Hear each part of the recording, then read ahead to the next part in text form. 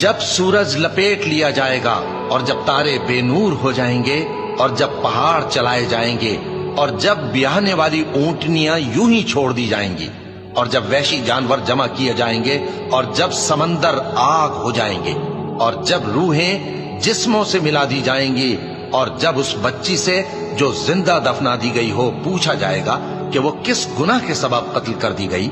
اور جب اعمال کے دفتر کھولے جائیں گے اور جب آسمان کی کھال کھینچ لی جائے گی اور جب دوزخ کی آگ بھڑکائی جائے گی اور جب بہشت قریب لائی جائے گی، تب ہر شخص معلوم کر لے گا کہ وہ کیا لے کر آیا ہے۔